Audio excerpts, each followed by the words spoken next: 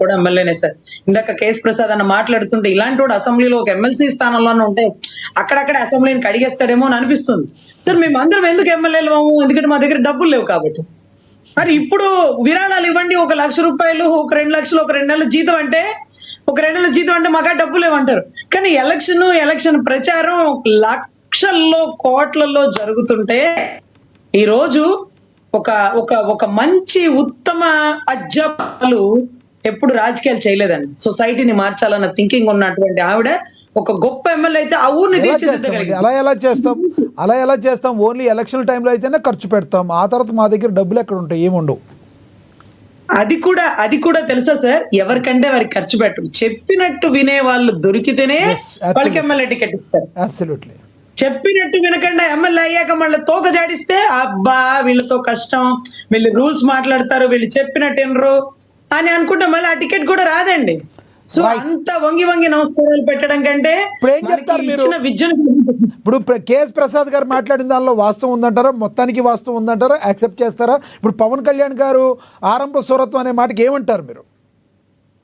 Sir ఆయన పని మాత్రం ఎప్పుడు చేసుకుంటూ వెళ్ళిపోతారు సార్. ఎవరు చెప్పినా చేయకపోయినా, ఎవరు గజెట్ నోటిఫికేషన్ ఇచ్చినా, జీవో ఇచ్చినా ఆయన పని ఆయన చేస్తాడు. కాకపోతే ఇందాక సార్ చెప్పినట్టు దాని మీద పూర్తి అవగాహన ఆయన ఇంకా కూడా తెచ్చుకోవాలి. ఇది మనం అనుకోగానే అయిపోద్దా, ఇది అవ్వని పని అని సార్ చెప్తున్నారు. కానీ అవ్వని పని చెయ్యాలన్న తపనతో ఉన్నవాడు చెయ్యలేక ఎవరన్నటువంటి నిర్బంధాలు పెట్టితే వాటిని దాటుకొని వెళ్ళగలడా? ముందు ప్రయత్నిస్తున్నాడు. సార్ చెప్పినట్టు ఇది చాలా కష్టం, అప్పట్లోనే వచ్చింది, చెన్నై వాళ్ళు చెప్పగానే అయిపోయింది, కర్ణాటక వాళ్ళు చెప్తే ఆగిపోయింది అంటే అలా కుదరదు కదా. ఏదో ప్రయత్నిస్తున్నాడు. ఎవరు చెప్పినా నేను ఆగను, తప్పు చేసిన వాడిని ఎంతటి వాడినైనా కాలర్ పట్టుకుంటానన్నాడు.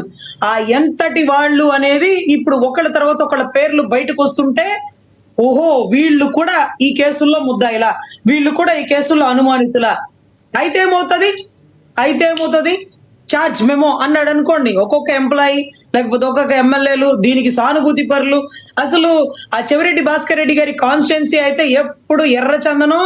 అసలు పులులు ఎందుకు బయటకు వస్తున్నాయి అడవుల్లోంచి? వాటి పనులు వాటి చేసుకుంటే ఎవరు వస్తే బయటకు వస్తున్నాయి, ఎవరు ఇబ్బంది పెడుతున్నారు? స్మగ్లర్స్ ఓ పెద్ద రంపాలు తీసుకొని, మిషన్లు తీసుకొని అడవుల్లోకి వెళ్ళిపోతుంటే అవి భయభ్రాంతులు గురై బయటకు వచ్చి జనజీవన రజనీ గారు ఇందాక ఒక మాట దాటవేశారు ఆయన ప్రసాద్ గారు.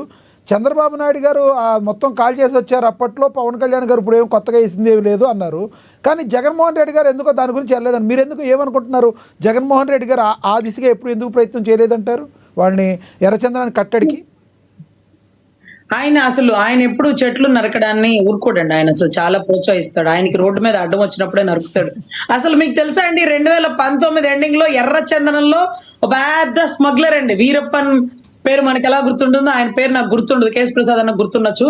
ఆయన బెయిల్ మీద బయటకు వచ్చినాడు. ఆయన బెయిల్ 2019, ఈయన ఛార్జ్ తీసుకున్నాకే బెయిల్ వచ్చింది.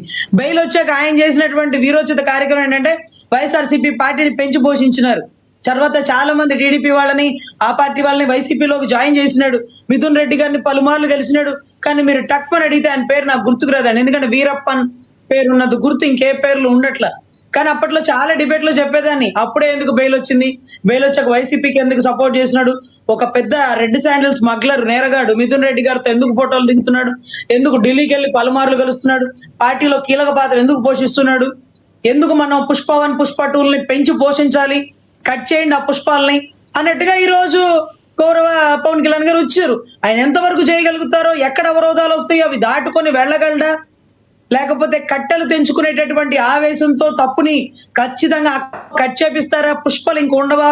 పువ్వులు ఇక చెవులో పెట్టుకోవడమేనా? ఎవరికి పెట్టలేరాయిగా.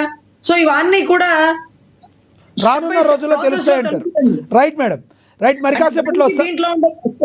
ఎస్ మేడం, మళ్ళీ వస్తాం మీ దగ్గరికి. మనం ఒకసారి వైసీపీ అధికార ప్రతినిధి రేగడి లక్ష్మణరావు గారు ఆయనతో మాట్లాడదాం. లక్ష్మణరావు గారు నమస్తే అండి.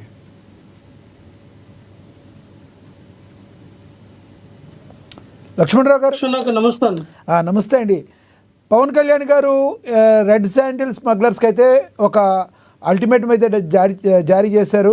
మీరు ఇప్పటి వరకు చేసిందేమో ఇక్కడి నుంచి అయితే మీరు అన్నీ ఆపేయాలి, 100% అవసరమైతే ఒక సపరేట్గా ఒక రక్షక దళాన్ని అక్కడ ఏర్పాటు చేస్తామన్నట్టుగా కూడా మాట్లాడారు. అదేవిధంగా కుంకి ఏనుగులకు సంబంధించి కొన్ని తీసుకురావటం కానీ కర్ణాటక నుంచి ఏఐ ద్వారా ఆ ఏనుగుల్ని బ్యాక్ పంపించడంలో సక్సెస్ అయినట్టుగా